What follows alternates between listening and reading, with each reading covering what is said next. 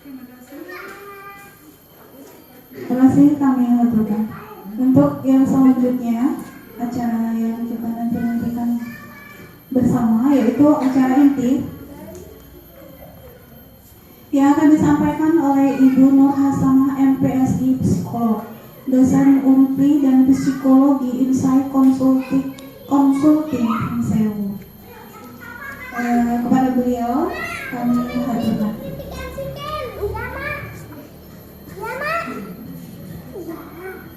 Baik, Ibu Kepala Sekolah bisa menyampaikan. Baik, bismillahirrahmanirrahim. Saya biasa, maaf ya, saya biasanya kalau memberikan materi biar lebih dekat semuanya, jadi biar nanti komunikatif harapannya seperti itu ya. Jadi saya izin berdiri ya. Baik, bismillahirrahmanirrahim. Assalamualaikum warahmatullahi wabarakatuh. Waalaikumsalam warahmatullahi wabarakatuh. Semangat pagi buat ibu-ibu semuanya. Pagi. Kalau saya ngomong semangat pagi, jawabnya pagi semangat gitu ya. Bisa ya? Ya, semangat pagi. Pagi semangat. Baik, alhamdulillah gitu ya. Yang terhormat Ibu Kepala Sekolah TK Islam Ceria gitu ya, Bu Widi, yang dalam hal ini saya dulu terputus nih komunikasi. Nah, di kesempatan kali ini alhamdulillah bisa bersilaturahmi gitu ya, dan menyambung silaturahmi kembali gitu. Kemudian yang terhormat juga bunda-bunda guru di TK Islam Ceria ini, serta bunda-bunda hebat, wali murid gitu ya di TK Islam Ceria yang subhanallah sangat luar biasa, yang begitu antusias hari ini mau belajar bersama gitu ya bunda-bunda semuanya ya. Nah, baik, biar tambah semangat, biar tambah kompak ya. Pernah nggak dengar istilah senam otak? Oh belum. Gimana ya kira-kira senam otak itu? Otaknya bukan bukan ya bunda ya.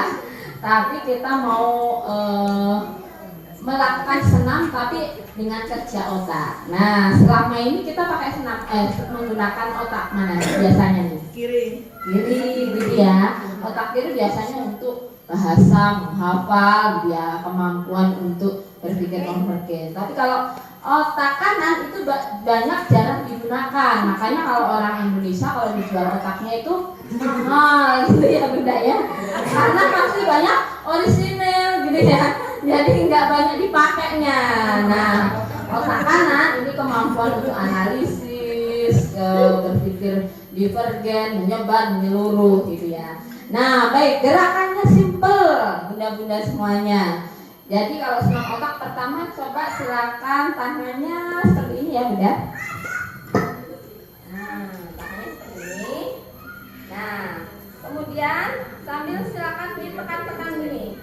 Sambil seolah-olah kita kayak memegang kaca, sambil mulai terasa terus kayak di tengah itu kayak kita megang kaca, seolah-olah kayak kita megang kaca.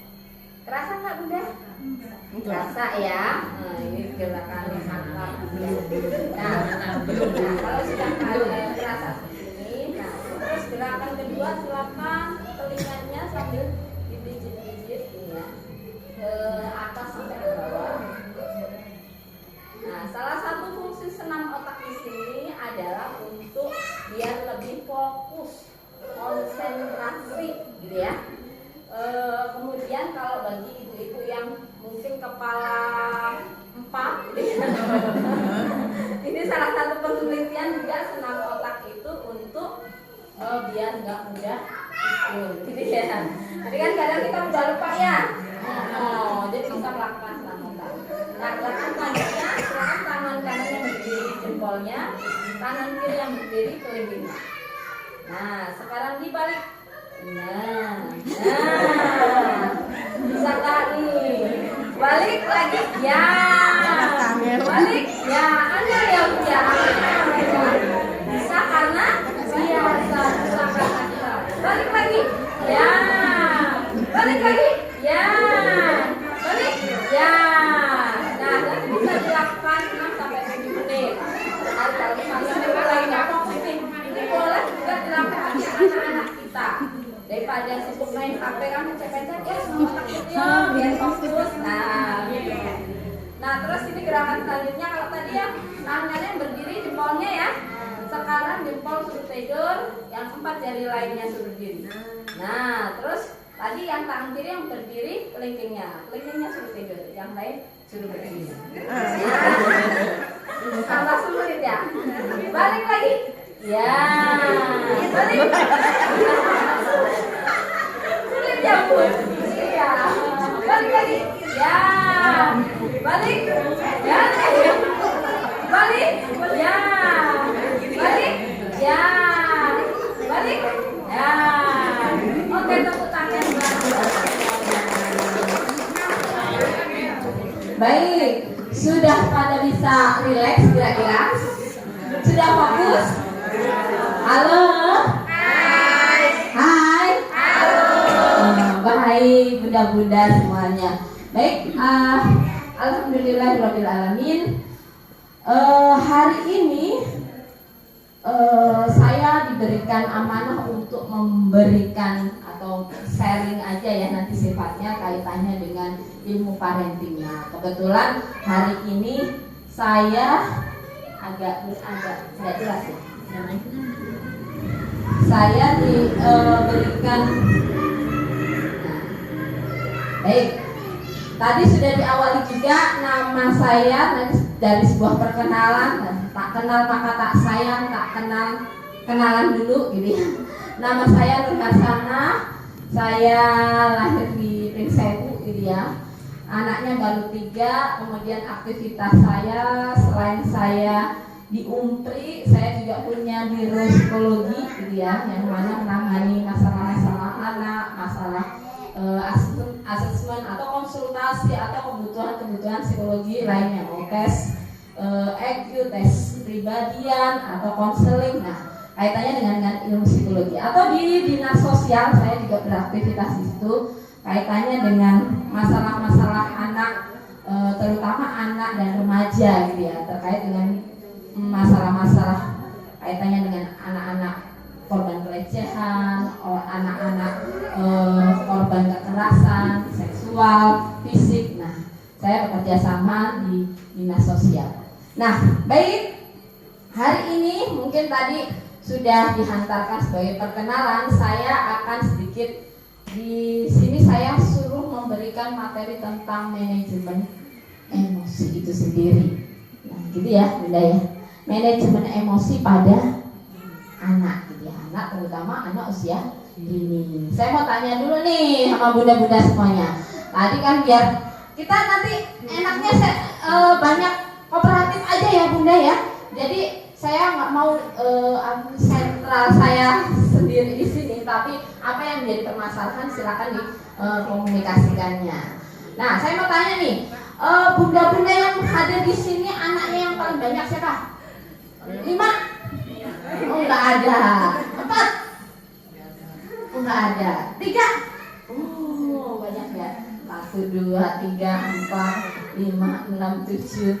Nah, sekarang ternyata banyak anak jarang gitu ya.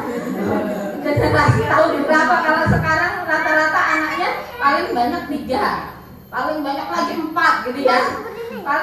Ngapain ya kok terjadi perubahan seperti ini? Nah, saya mau tanya sama bunda-bunda yang tadi, yang di sini nanya 3 tadi. Tanya bunda siapa? Bunda Dewi. Kira-kira dari pengasuhan anak pertama, anak kedua, anak ketiga itu berbeda? Beda. Gimana? Beda-beda. Rasanya gimana? Anak pertama, anak kedua, anak ketiga itu rasanya gimana? Anak pertama luar biasa ya. Luar biasanya seperti apa? Nakal. Oh, tangannya jahil, pusrek, nggak bisa diam, ganggu temennya aja, gitu ya. Anak kedua ya, umur berapa tahun? 5 tahun. Anak yang ketiga? 4 tahun. Jaraknya 1 tahun, gitu ya. Kemungkinan adanya apa itu sih? Kok anak yang kedua sampai seperti itu? Belum tahu ya. Nah, bisa jadi kemungkinan karena adanya pengaruh kecemburuan gitu ya, kecemburuan dengan sosok adiknya. Nah, ini sebagai pengantar, hari ini saya akan memberikan kaitannya dengan manajemen emosi dalam pengasuhan anak di usia dini. Nah, berangkat dari pengetahuan ini, saya akan jelaskan kaitannya dengan mengasuh itu sendiri. Bagaimana sih peran orang tua kaitannya dengan mendidik? Seperti yang kita tahu bahwasanya di surat At-Tahrim ayat 6, ya ayyuhalladzina amanu qu anfusakum wa ahlikum gitu ya. Hai orang-orang yang beriman, jagalah diri kalian dan keluarga kalian dari siksa api neraka gitu ya. Nah, ini sebagai landasan buat kita semua sebagai orang tua, bahwasanya kita jadi orang tua itu punya kewajiban untuk menjaga diri kita dan keluarga kita dari apa? Dari pengaruh-pengaruh yang membawa anak-anak kita dan keluarga kita untuk menuju neraka itu sendiri. Kalau kita lihat ya mungkin jangan-jangan sekarang gitu ya. Kira-kira hal-hal yang membuat anak, mungkin kalau zaman dulu zamannya kita ya Bunda ya, anak usia kecil gitu tuh ketaatannya tinggi gitu ya sama orang tua gitu. Kalau zaman sekarang udah malah anak itu kalau diposting melakukan apa-apa di mungkin buat TikTok, dibuat status seneng gitu ya. Nah, artinya kaitannya dengan percontohan, oh dia meniru gayanya ala-ala orang yang di TV, ala-ala Korea, seneng mungkin ya. Kalau anak-anak zaman sekarang seperti itu. Nah, artinya bagaimana sih kaitannya dengan ilmu-ilmu keislaman itu sendiri? Menghantarkan, bisa nggak menghantarkan anak-anak kita ke surganya kita? Karena anak ini investasi dari investasi, artinya kaitannya dengan investasi tabungan kita. Kalau anak kita membawa kita pada ke jalan surganya, artinya senantiasa solih, senantiasa solihah, mendoakan orang tua, menjadi anak yang baik, maka itu tabungan orang tua itu sendiri. Next, mohon maaf, minta ini. Nah, ini kaitannya dengan pola asuh. Pola asuh ini ada kaitannya dengan inner child yang berbesar. Inner child itu apa? Inner child ini sosok anak kecil yang ada di dalam kehidupan kita saat ini. Inner child itu sosok anak kecil yang ada dalam diri kita saat ini. Jadi yang kita dapatkan inner child ini menyimpan isinya apa? Tentang memori, tentang emosi, atau kejadian kita waktu kecil. Itu inner child, kita masalah. Jadi dulu kita, bunda-bunda semuanya, pas waktu kecilnya kita mendapatkan pengasuhan dari orang tua kita pernah mengalami apa nih? Emosi yang muncul ini apa nih? Traumanya ini apa nih? Pas dulu mungkin ibunya tiba-tiba ketika kita pulang dari sekolah atau pulang dari main, bajunya basah semuanya. Ibunya komentarnya gimana? Orang tua kita, ini membekas kotor. Gimana ada? Nah, apa sih yang kita rekam saat ini? Nah, ini bagian dari inner child. Nah, saat itu kita juga nggak pernah tahu gitu ya, nggak pernah menyelesaikan saat itu ya. Kita mungkin pendam, kita akhirnya muncul perilaku, oh saya benci sama bundaku, pasti ngomel, gitu ya. Nah, posisinya seperti itu terekam dari bawah sadar kita. Nah, sebenarnya inner child itu ada yang positif dan negatif. Inner child yang positif ini kaitannya dengan istilah kebahagiaan. Kalau sesuatu yang bahagia, sesuatu yang positif itu diulang tidak masalah. Artinya membuat energi atau perubahan baru buat diri kita. Tapi kalau ingat hal yang sifatnya negatif, yang tadi ya isinya trauma, isinya benci, isinya mungkin balas dendam. Nah, ini akan terekam di bawah sadar kita sampai kita besar, sampai kita punya keluarga lagi, sampai kita punya anak. Sehingganya ketika kita punya anak, pola yang kita lakukan ini sama dengan apa yang kita dapatkan dulu. Gitu nggak? Iya nggak Bunda? Iya. Saat itu kalau kita merasa kalau marah berarti banting-banting, terekam nih bahasa. Makanya kalau ada tiba-tiba kita melihat anak kita, kok ayah dulu aku ya marah langsung kabur dari naik mungkin jendela langsung kabur. Ada nggak yang kadang merasa seperti itu? Ada ya. Karena secara tidak langsung apa? Kita merekam bahwa sadar itu perilaku itu, dan kita tularkan. Namanya orang menikah, apalagi ya kita kan ujuk-ujuk dulu nikah ya, tiba-tiba dari gadis langsung ujuk-ujuk menikah sama ayahnya gitu ya. Tiba-tiba langsung diamanain anak. Kapan belajar ilmu parentingnya? Belum ada, nggak ada, gitu ya. Dapatnya dari mana? Ya dari orang tua kita. Begitu nggak Bunda? Iya kan? Makanya perilaku yang kita tampilkan, yang kita munculkan, ya apa dengan perilaku yang kita dapatkan dulu. Nah, apalagi kalau dalam sebuah keluarga, kepalanya ada berapa? Dua, ayahnya dan bundanya. Nah, kepalanya dua, beda dalam pengasuhannya. Mungkin ada ya ketika misalnya di rumah si ayahnya itu semuanya tidur terus, gitu ya. Ini yang sering terjadi ya, konflik di keluarga itu sendiri ya, antara ayah dan bunda. Psikologinya bapak-bapak kalau pulang ke rumah ini ya pengennya istirahat. Karena apa? Di luar dia tempatnya untuk menyalurkan potensinya, beraktualisasi. Beda kalau si bunda, ibu itu, kalau udah nyampe rumah pengennya apa? Curhat, ya kan? Pengennya ngomong sama bapaknya, tapi bapaknya tidur. Akhirnya nggak sama, gitu ya. Nah, akhirnya banyak konflik, terutama dalam pengasuhan itu sendiri. Mungkin kaitannya dengan pengasuhan yang dikeluarkan bapak generasinya dulu seperti apa. Kemudian urutan lahir ini juga mempengaruhi dalam pola asuh itu sendiri. Anak pertama, anak kedua, anak ketiga itu beda. Anak pertama dituntut untuk tanggung jawab. Anak kedua lahir berbagi kasih sayang, gitu nggak? Udah ada kakaknya, gitu nggak? Iya.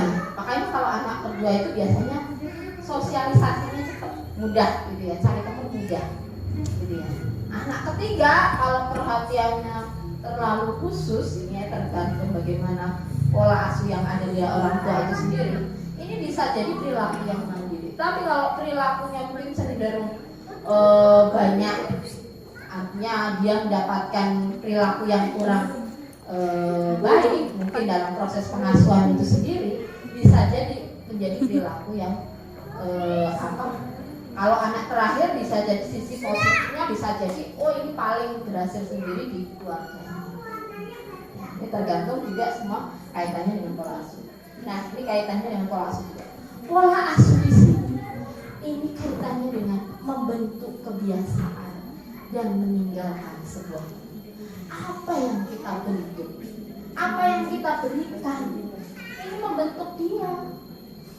Kalau misalnya kita membentuknya dengan cara mencaci maki, nggak pernah memberikan mungkin penghargaan.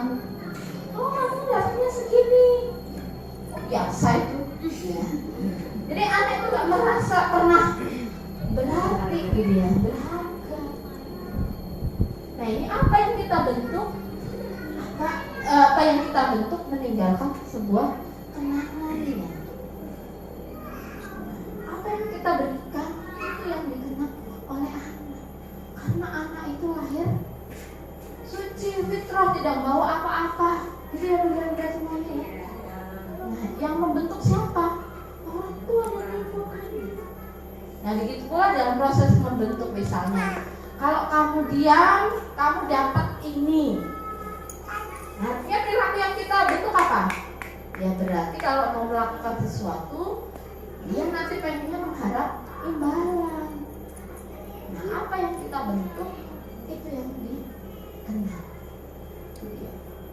Nah, ini bagaimana sih pola itu sendiri ada pada anak-anak kita. Apalagi anak itu lahir sebagai individual differences. Maksudnya apa individual differences? Individu yang masing-masing berbeda. Ada yang mungkin lahir, ini kok anaknya udah nggak bisa diem ya, rusak aja ya.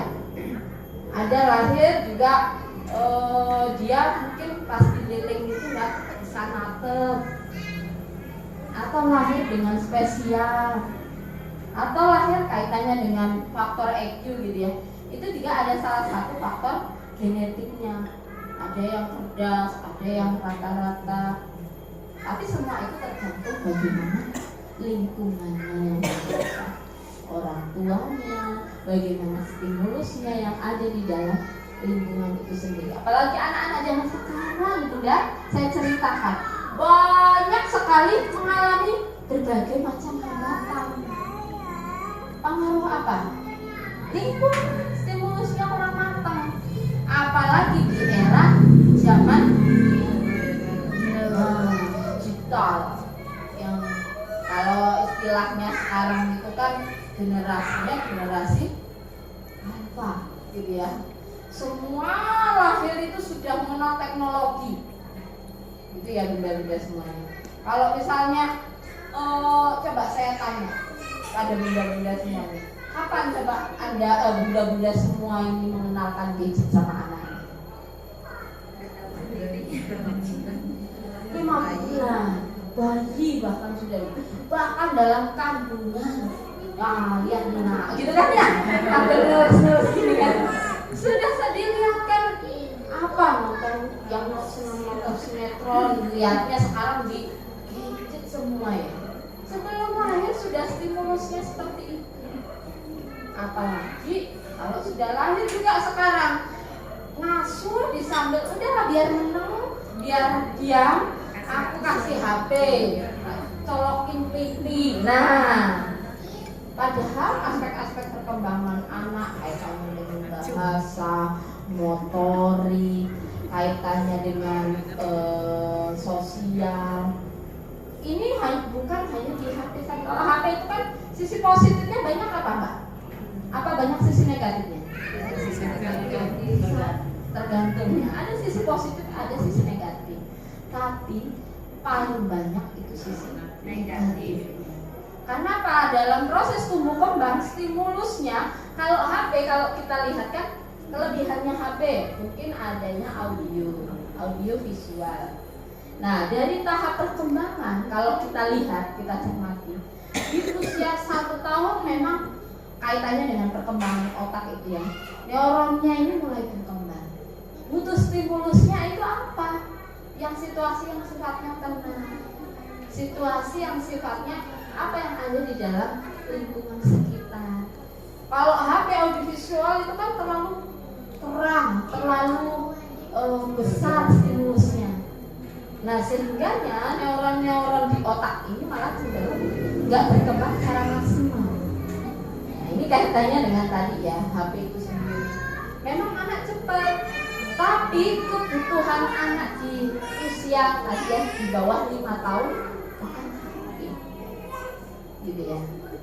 Karena kalau HP juga cuma satu arah ya bunda ya. Jadi HP-nya aja tet-tet matanya aja, pendengarannya aja. Sedangkan motorik kasarnya halusnya lakunya dari mana? Berinteraksi, lari, kemudian bagaimana merangkak, bagaimana meloncat. Makanya anak-anak zaman sekarang kalau meloncat itu sulit, gitu ya. Ada seperti itu. Ini kaitannya dengan motorik kasar itu sendiri. Nulisnya juga sulit, apalagi lulusan COVID. Nah, ya kan saya belum ngalamin ya. Jadi banyak anak-anak yang lulusan COVID itu sendiri malah nggak bisa, ya itu kan nggak bisa nulis, telat ngomongnya. HP itu kan nggak ada stimulasi untuk berbicara. Ini makanya banyak mengalami hambatan.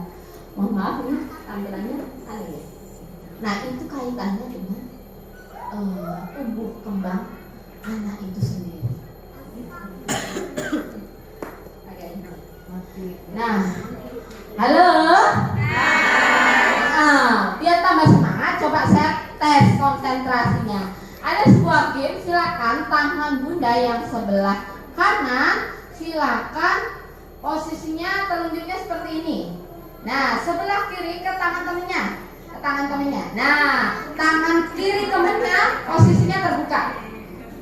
Jadi di atas kiri temennya.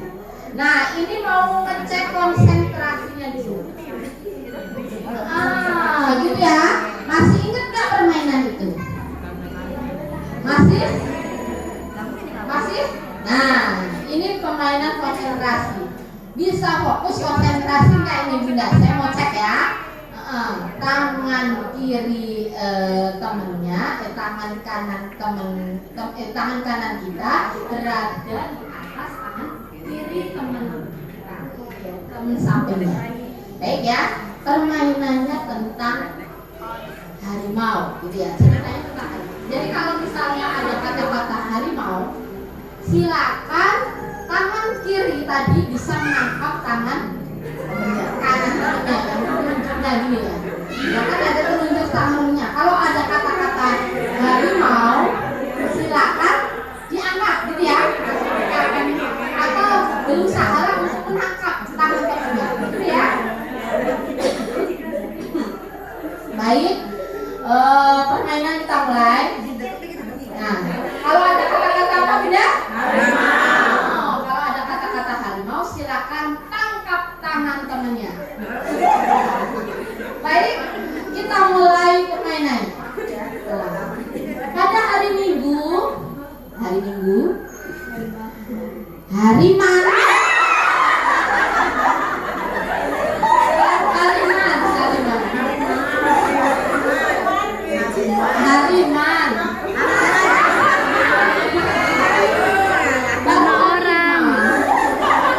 Hariman pergi ke hutan. Harimau adalah sasaran yang hendak ditangkap hariman.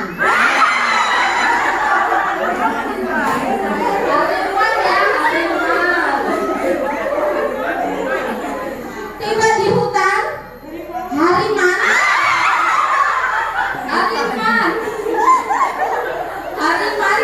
dan harimau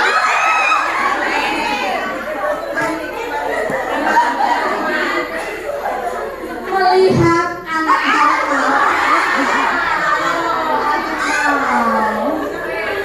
dan hariman pun segera memburu harimau. Tetapi hariman tidak membawa senjata lengkap. Pada akhirnya harimau Oke, baik, saya lanjutkan. Nah, halo, masih semangat bunda semuanya? Tetap semangat. Masih semangat? Baik, kita lanjutkan. Kaitannya dengan mendidik anak itu sendiri. Nah, ada beberapa tipe lingkungan pola asuh dalam mendidik anak itu sendiri. Nah, pertama tipe rumah. Ada tipe rumah, ada sekolah. Tapi ini nanti saya jelaskan tipe rumah aja, karena waktunya nanti takutnya kurang cukup dalam ini. Nah, tipe lingkungan pendidikan rumah. Tipe rumah ada tipe yang model hotel. Nah, tipe model hotel itu tempatnya buat apa? Istirahat. Jadi ada orang tua yang sebagian orang tua itu memperlakukan rumah ini sebagai tipe hotel, cuman buat istirahat terus. Karena si orang tua mungkin di ladang, mungkin di pasar. Nah, jadi anak itu nggak merasa ada orang tua. Karena apa ya? Taunya orang tua itu adanya di pas di rumah itu pas waktunya istirahat. Bagaimana pola tumbuh kembang ini bisa distimulus kalau kita memperlakukan rumah kita aja sebagai tipe home. Kemudian juga ada tipe mall. Mall tempatnya buat apa? Jadi ada tipe mall di sini, maksudnya ini setiap ada yang di rumah ini kayak dipajang. Iya. Jadi anak itu mau bergerak, jangan, berantakan, gitu ya. Ada yang seperti itu. Sampai lo benerin lagi. Itu jangan kayak nanti pecah. Jadi kayak dipajang aja apa barang-barang yang ada di sekitar rumah nggak boleh dipakai. Itu mau, padahal anak bertumbuh dan berproses lewat lingkungan dan benda yang ada di sekitar. Sekarang main, mungkin kalau masukkan main pasir-pasiran ke rumah atau main mobil-mobilan, kita aja udah gitu ya. Ya seperti itu gitu ya. Karena nggak mau rumahnya kotor, nggak mau berantakan lagi, capek gitu kan urusannya gitu. Gimana aku mau betah di rumah? Udah, gitu nggak? Iya. Terus ada juga tipe office. Ya office ini rumah ya buat tempat bisnis gitu ya. Sebagai cleaning service tadi ya, untuk membersihkan semuanya, tempat bisnisnya. Jadi keberadaan anak itu merasa perannya, padahal kan anak itu butuh sebuah pengasuhan, pendidikan, komunikasi. Ketika di rumah seperti itu ya. Nah kalau digunakan sebagai ya bisnis, ya campur di situ. Jadi anak itu merasa kehadirannya di rumah, ya aku kok bagian kayak semacam buat bagian dari bisnis orang tua saya. Ya rasanya seperti itu. Nah kemudian juga ada tipe hospital, tipe rumah sakit. Ada juga orang memperlakukan rumah itu ya kalau sakit ya di rumah, pulang ke rumah. Tapi kalau di daerah sini mungkin nggak ada gitu ya. Ya kalau sakit di rumah, kalau di lingkungan kota-kota besar mungkin seperti itu. Kalau pas sakit ya pasti di rumah. Kalau nggak sakit nggak tahu kemana jalan, healing katanya gitu ya. Mungkin belanja kemana, jalan-jalan sama teman-temannya. Gitu itu mungkin ada sebagian orang tua melakukan seperti itu. Kemudian ada juga tipe hybrid atau kedua. Nah, ini banyak kita jumpai di era sekarang. Gitu ya. Kalau kuburan apa sih? Angker gitu ya. Jadi kalau di rumah itu ngerasa kok kayak nggak ada penghuni, padahal ada orang satu-satu. Karena apa? Dia sibuk dengan HP-nya sendiri-sendiri, gadgetnya sendiri-sendiri. Ada sebagian orang tua yang memperlakukan rumah seperti ini. Lalu gimana anak bisa betah di rumah? Gitu ya. Mungkin betah di rumah tapi nggak ada komunikasi di antara keluarganya, di antara orang tua. Nah ini kaitannya dengan pengasuhan itu sendiri. Next. Nah ini kaitannya dengan sebelum saya berikan kaitannya dengan manajemen emosi, saya pengen membahas kaitannya dengan kasus. Nah ada sebuah kasus misalnya ini dengan bagaimana sih kayak bunda-bunda semuanya di sini terkait dengan menghadapi emosi itu sendiri. Sebelum berbicara mengenai emosi itu apa? Kalau menurut bunda-bunda semua, emosi itu apa? Marah. Ada lagi? Senang, sedih. Gimana? Senang, perasaan. Senang, sedih. Ya. Terus apa lagi? Ada? Perasaan. Ada lagi? Emosi itu adalah luapan dari perasaan. Jadi luapan apa yang ada di dalam diri kita, ini luapan dari perasaan kita, bukan di hati ya. Hati kan hurt gitu ya. Kaitannya dengan hati ini yang kaitannya dengan perasaan ini kaitannya dengan apa yang ada kita rasakan ya, dari luapan dari perasaan itu sendiri. Nah, jadi luapannya itu apa? Jadi bukan hanya marah. Luapannya itu bentuknya bisa jadi cinta, bisa jadi bahagia, bisa jadi marah, bisa jadi benci.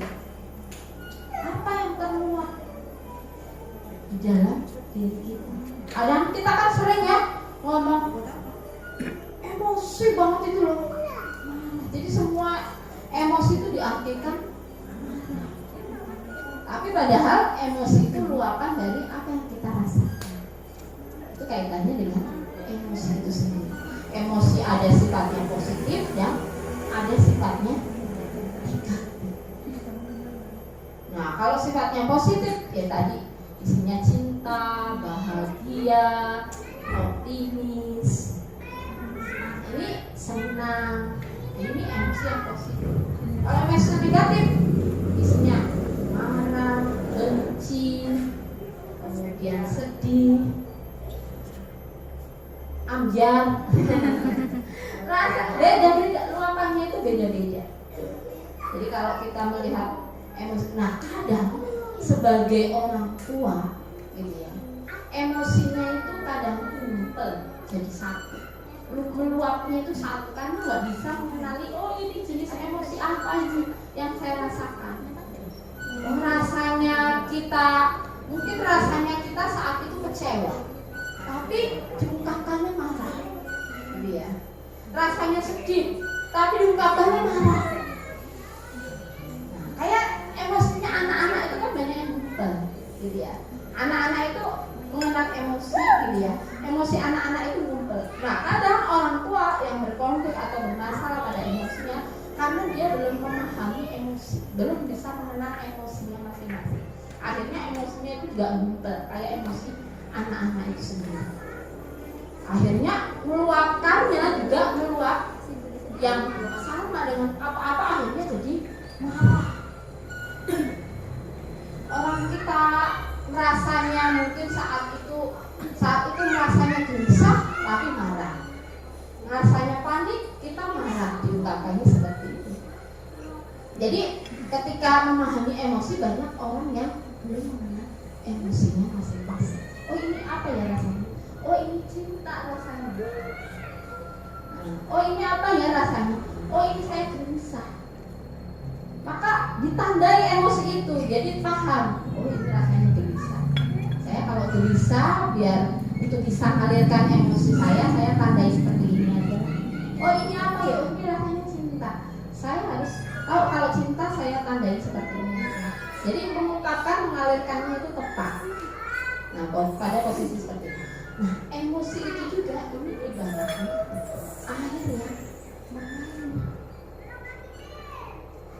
Kalau airnya tidak teralirkan, ya atau terbendung emosi itu sendiri, maka nanti suatu saat akan terjadi ledakan dari emosi itu sendiri. Nah, kalau kita pahami manusia itu sebenarnya ada pada tingkatan sadar dan bawah sadar. Emosi yang negatif tadi ini biasanya kalau nggak dialirkan ini adanya di bawah sadar. Makanya kalau misalnya mungkin rasanya benci sama dia, pernah dulu menyimpan trauma, wah aku benci sama dia, bapakku, aku simpan. Wah aku kena marah ini, aku simpan lagi. Wah aku kecewa sama dia, aku simpan. Tumpuk, akhirnya meledak. Ya, ini karena emosi yang kita tidak senantiasa alirkan. Nah, ini kaitannya dengan emosi itu sendiri. Nah, baik, terkait dengan pola asuh itu sendiri kaitannya dengan emosi ada sebuah kasus. Nah, suatu hari ada anak kita mungkin jatuh, terpleset karena berlari-lari di tempat licin. Kemudian menangis dengan keras karena sakit dan kaget.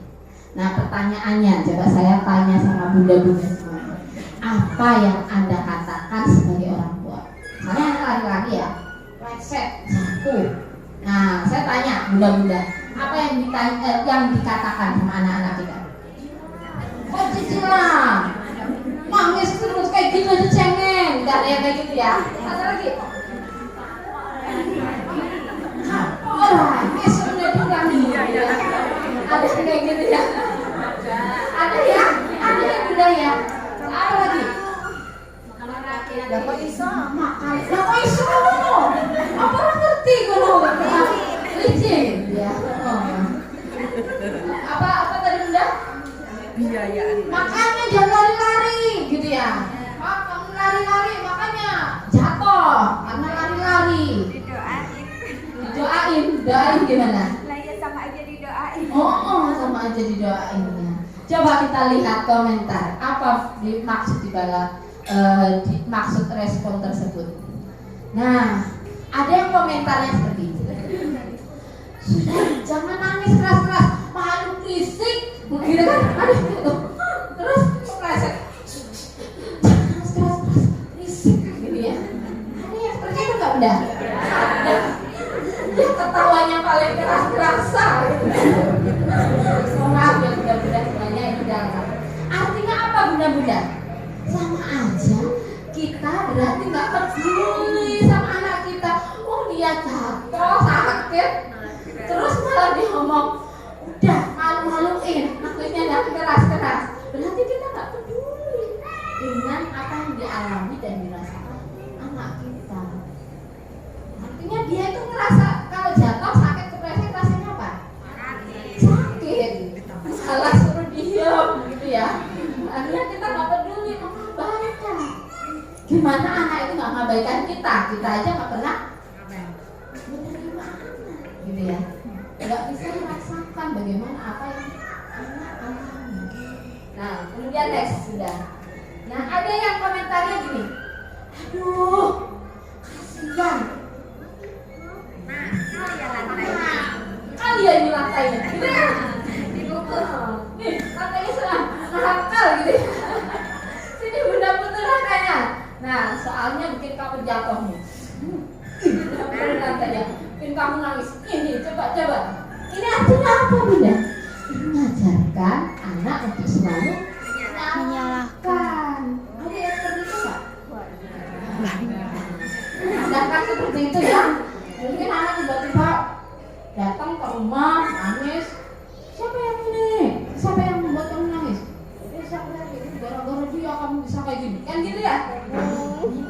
Artinya mengajarkan bagaimana untuk gitu ya. Itu ya benar ya. Nah kemudian respon selanjutnya apa? Nangis. Coba kamu mau apa? Es krim? Permen? Ada kayak gitu ya bunda? Ada. Gitu ya. Tahu anaknya nangis, langsung nanti ada bakul es krim, gitu ya. Kamu apa? Es krim? Apa permen? Apa es? Gitu ya. Gitu ya. Gitu. Nah, artinya mengajarkan menyuap atau menyogok anak cara tepat untuk menyelesaikan masalahnya. Jadi mengajarkan kalau misalnya mau punya masalah, terus bisa dia ketika disogok diberikan sesuatu. Makanya banyak anak yang terlahir tidak mungkin setelah besar dia merasa nggak menjawab atau melanggar tanggung jawabnya. Karena apa? Posisinya ketika punya masalah, dia mudah sekali ketika nanti diberikan sesuatu ini, maka dia akan selesai masalahnya selesai nggak sebenarnya? Malah justru disimpan bawah sadar. Begitu pula ketika kita mengajarkan ini, ketika dia mungkin nanti mengalami hal yang sama lagi atau menghadapi masalah lagi, senjatanya yang dipakai gitu nggak bunda? Iya kan? Next ya bunda.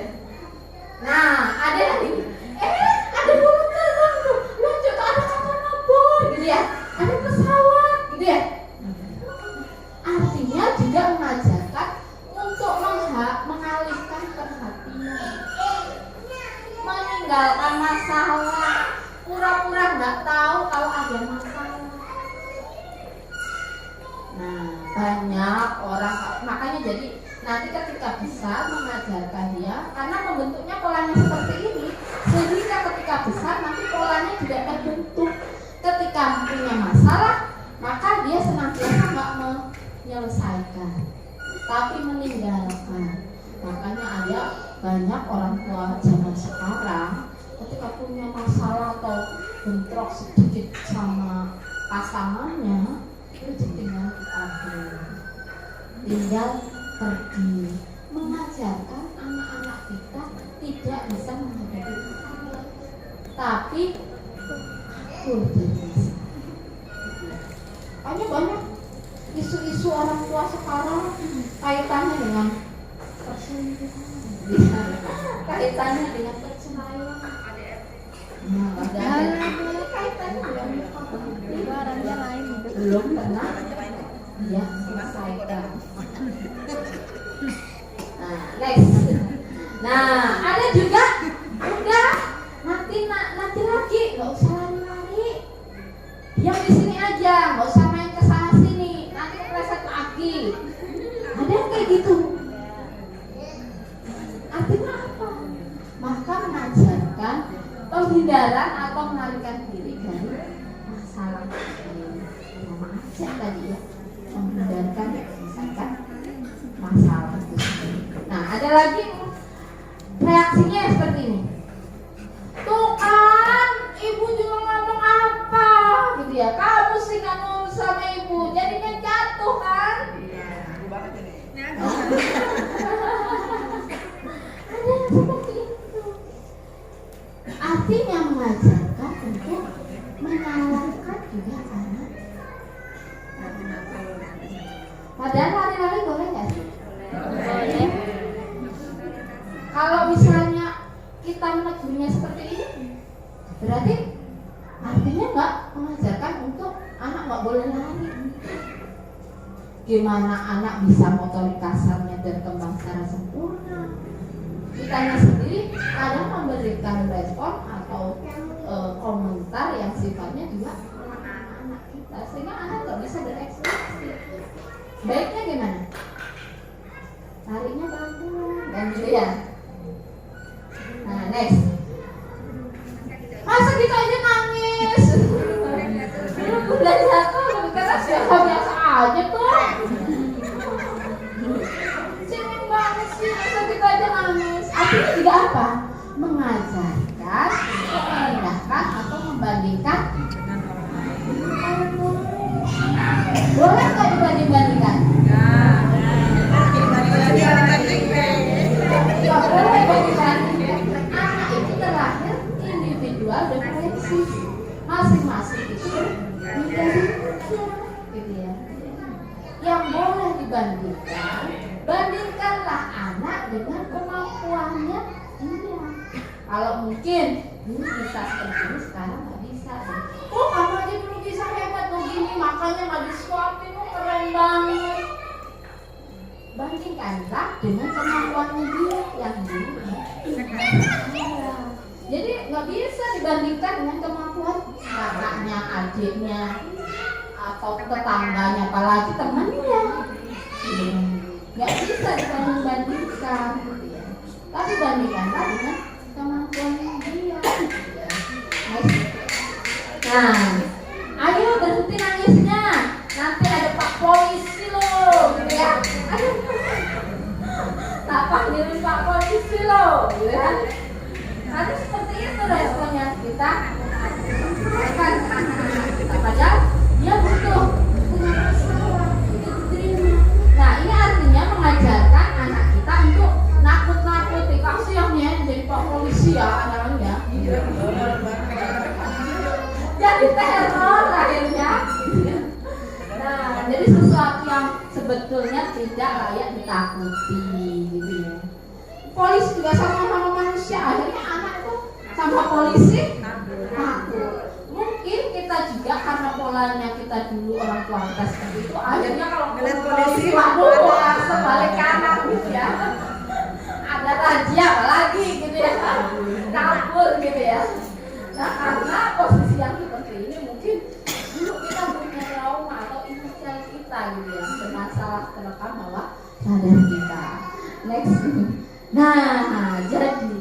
kaitannya dengan pola menyelesaikan masalah, dan cara orang tua menyelesaikan masalah ini terbentuk dari bagaimana respon orang tua terhadap anak ketika menghadapi masalahnya itu sendiri.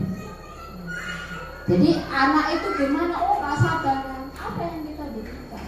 Mungkin selalu kita cepetan kok, kalau ini dong cepet. Nah, posisinya seperti itu. Karena anak juga perilakunya seperti itu.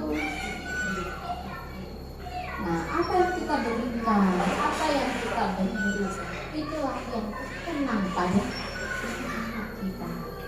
Halo? Hai. Masih semangat? Tetap semangat, ya. Baik. Nah, ini emosi ini barat bensin yang menggerakkan mesin. Ketika terlalu besar kita memberikannya, mungkin dengan sentuhan yang emosi yang terlalu besar, maka juga akan merusak atau membakar diri kita, diri anak kita. Begitu pula sebaliknya, jika terlalu kecil maka sedikit tidak bisa digerakkan mesin gitu ya. Kalau kita memberikan perlakuannya yang berlebih buat anak gitu ya, yang artinya anak itu sampai nggak bisa berekspresi, bisa jadi membakar pada anak, bisa jadi perilaku pencemar, bisa jadi perilaku yang dia nggak bisa ekspresif, kemudian jadi kayak tertekan, depresif. Nah, ini karena terlalu besar. Begitu pula ketika itu terlalu nggak ada peduli atau kita mengabaikannya terlalu sedikit. Nah, pola yang terbentuk pada anak juga seperti itu. Nah, kemudian pada anak emosi itu bentuk ekspresi perasaannya. Jadi emosi itu merupakan ekspresi dari perasaan apa yang dirasakan anak kita. Ya begitu pula kita.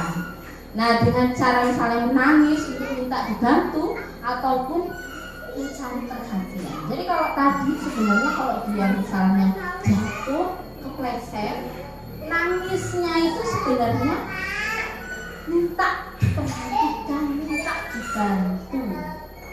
Reaksinya nangis itu karena minta dibantu, minta diperhatikan. Tapi kita kadang memberikan respon yang seperti apa?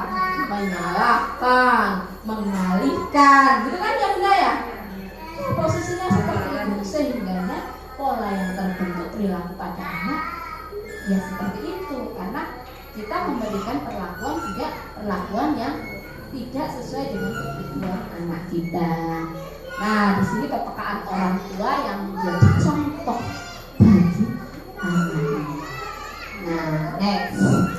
Nah, lalu kalau kisah Luqman yang diabadikan dalam Al-Quran kaitannya dengan mengutamakan akidahnya dulu atau tauhid terlebih dahulu serta akhlaknya. Jika akhlaknya sudah kuat, maka pribadiannya yang dibentuk akan baik. Jadi sebenarnya manusia tadi ya, ini manusia itu kan terlahir secara fitrah, ini ya. Fitrahnya dulu di usia di usia ketika kita menunduk ya, ruh itu ditiupkan, ya, ditiupkan dari jasad manusia. Semua ruh itu ditanya, alastu bi rabbikum, apakah benar engkau Tuhan kami? Kita semua ruhnya itu pada menjawab, kalau bala sahidna, betul engkau itu Tuhan kami. Ya. Artinya dulu kita itu sudah berjanji, inilah fitrah nilai-nilai ketuhanan yang Allah berikan. Kemudian jejak-jejak ketuhanan pada diri kita, diri manusia itu sendiri ada di otak bagian lobus frontal dia. Nah, ini kaitannya dengan jejak-jejak ketuhanan itu sendiri yang sifatnya itu ada sebenarnya di dalam kehidupan kita. Nah, ini akan kita rasakan ketika kita suatu saat merasakan kok kita itu Allah banget gitu. Kita merasa saya harus mendekat sama Tuhan kita. Ini sebenarnya jejak kefitrahan itu sendiri, jejak ketuhanan itu sendiri. Tapi kadang kita sebagai manusia, sebagai orang tua, gimana anak itu bisa sesuai dengan fitrahnya? Ketika mungkin mengajarkan, mungkin kadang mengajarkan konsep ketuhanan, nanti Allah marah loh. Posisinya ini. Jadi anak itu menggambarkan bahwa Allah itu bukan marah. Jadi posisinya seperti itu. Nah, kadang kita juga mengajarkan ya. Gitu ya. Padahal kalau misalnya kita ketahui juga di usia berapa anak itu disuruh sholat ya, dan bisa 7 tahun gitu ya, sampai usia baliknya 10 tahunan gitu ya. Nah, kalau di usia 7 tahun di situ hadisnya kalau misalnya nggak sholat ya bahkan dipukul, nggak bayar ribu gitu ya, dipukul. Nah, ini secara arti secara harfiah, tapi secara tafsir gitu ya, istilah ya sebenarnya kalau artinya dipukul ini sebenarnya memberikan contoh atau pemahaman. Nah, kita bayangkan kalau logika matematisnya ya. Kalau misalnya sehari menyuruh anak itu sehari menyuruh sholat berapa? 5 kali gitu ya. 5 kali itu dikali berapa hari? Kalau 3 tahun kan sampai usia 10 tahun ya, 5.000 sekian. Kalau di per tahun aja udah berapa ya? Kira 60 hari gitu ya. Dikali 3 ya 1.000, dikali 5 sholatnya berapa kali? Artinya ketika menyuruh sholat sebenarnya orang tua itu ya sebanyaknya berapa? 5.000 sekian. Sebenarnya seperti itu. Jadi perilaku itu terbentuk itu juga bukan secara instan gitu enggak. Kalau kita mau menanamkan kebiasaan yang baik, tadi yang memberikan perilaku atau contoh yang baik, perilaku itu diulang-ulang. Makanya kaitannya dengan perintah wajibnya sholat ini sampai batasannya sampai tadi ya 10 tahun itu sendiri dalam upaya memberikan contoh.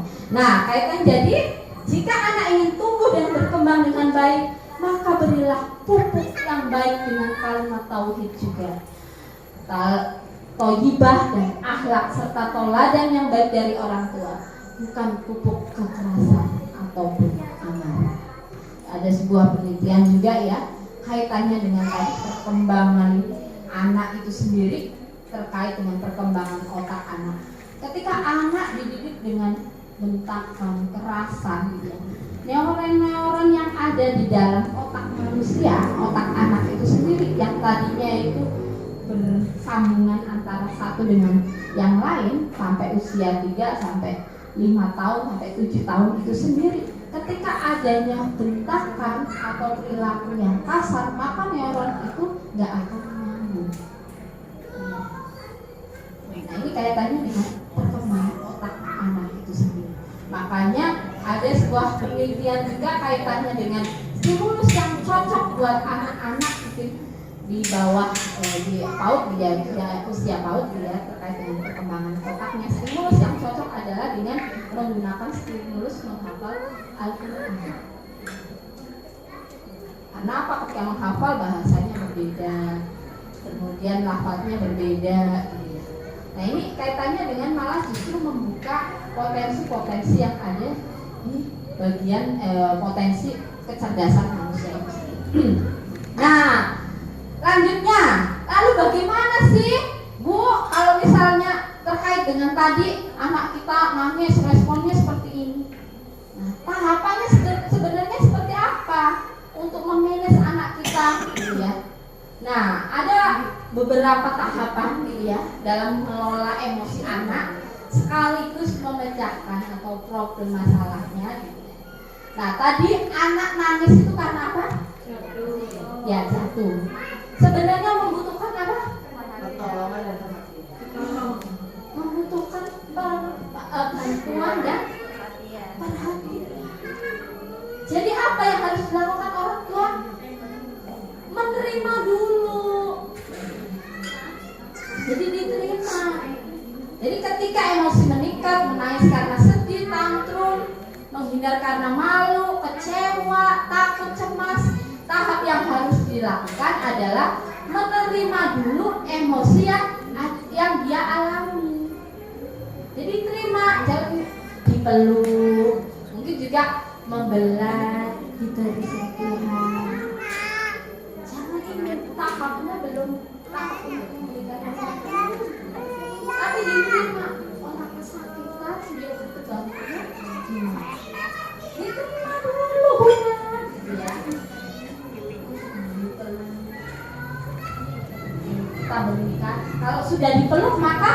diakui juga. Jadi misalnya jatuh dia sakit, kalau dia dipeluk, diakui kan dia rasanya apa sih? Gitu kan ya? Dia namanya sebenarnya kan ada yang kadang karena cuman sakitnya sedikit tapi nangisnya kayak mungkin teriak-teriak, ekspresinya seperti itu. Karena apa? Kan dia minta perhatian nih, gitu. Minta perhatian. Semakin kita alihkan, semakin kita suruh diam, malah semakin nangis, gitu ya. Karena apa? Kita nggak menerima, gitu ya. Kita nggak mengakui dulu, gitu ya. Jatuh ya tak sakit. Oh kamu sedih ya. Jadi diterima, diakui, ditanya kenapa nangis sayang, coba ceritakan dulu sama bunda, ceritakan dulu sama ibu kenapa. Anak jauh lebih enak kan ya, karena dia merasa apa? Diterima, oh ada yang membantu, gitu ya? Iya. Nah, yang ketiga, berikan jaminan rasa aman. Jadi rasa sedih, takut, dan cemas itu biasanya karena mereka nggak aman. Udah, nggak apa-apa sih, bener kalau kamu gitu ya. Udah tadi jatuh ini beda peluk. Karena frekuensinya juga berbeda ketika dia nangis kan, frekuensi rasa sedihnya itu meningkat, gitu ya.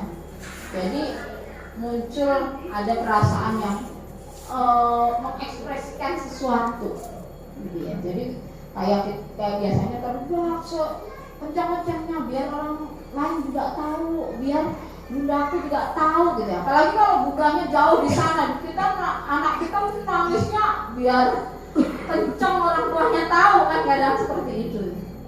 Nah ini karena mereka juga butuh itu, gitu ya. Ini jadi berikan rasa amannya.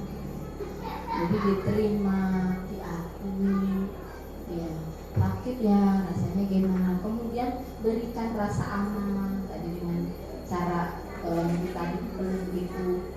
Nah kemudian juga ajari anak untuk meredakan emosi. Nah ini penting juga. Tapi yang pertama juga sebelum anak kita tolong, kita juga berusahalah untuk menghadapi emosi kita juga, dilatih ekspresi emosi kita. Jadi kita juga reda posisinya ketika kita menolong anak kita, sesuaikan juga diri kita. Ada kan yang nggak bisa terkontrol malah kitanya.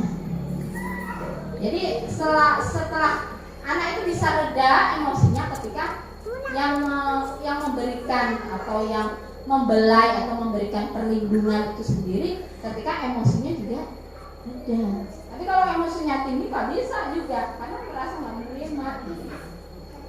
Jadi ajari juga teknik anak meredakan emosi.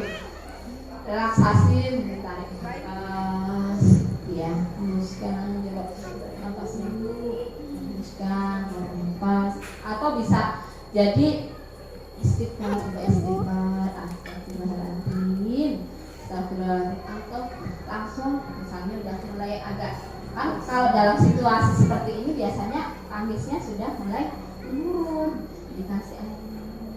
Biasanya kalau sudah dikasih air minum biasanya lebih reda lagi, nggak yang tantrum tadi nangis lagi, enggak gitu ya. Biasanya kalau orang yang artinya dia gejolak emosinya tinggi, ya kalau posisinya pengen dia reda emosinya, dia dirilekkan dulu. Jadi tadi tarik nafas bisa, terus relaksasi, atau minum air putih, atau berbaring di kamar, bawa dari kamar. Nah ini buat anaknya gitu ya, teknik untuk meredakan emosinya. Nah kemudian juga lakukan reframing. Jadi reframing setelah anak emosinya udah mulai reda, barulah mengajak anak untuk melihat masalah dari perspektif yang berbeda.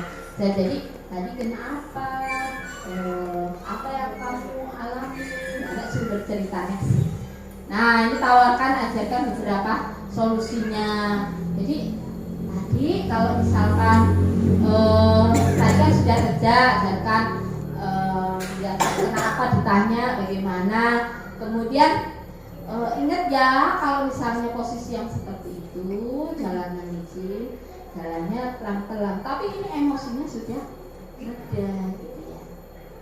Kalau misalnya kita langsung memberikan nasihat gitu ya, memberikan nasihat pas waktu dia tadi yang habis jatuh, tiba-tiba kita langsung makanya besok jalannya hati-hati, jalan kan tahu licin gitu ya, posisinya seperti itu. Memberikan nasihat nggak akan pernah masuk gitu ya, karena belum reda emosinya. Nah, anak ketika mampu menyerap informasi yang kita berikan, ketika emosinya kondisinya tenang. Nah, kemudian juga future packing, jadi tahap ini termasuk tahap 6, intinya ada apa yang akan dilakukan kemudian hari bila terjadi situasi atau peristiwa yang sama, anak itu bisa mengingat nanti kalau jalannya di tempat licin, pegangan atau jalannya pelan-pelan. Jadi penguat gitu ya, tadi penguat, jadi kita memberikan semacam kayak, oh ini loh apa yang harus saya lakukan. Nah itu terakhir. Nah ini penguatan yang positif. Nah kamu akan pinter.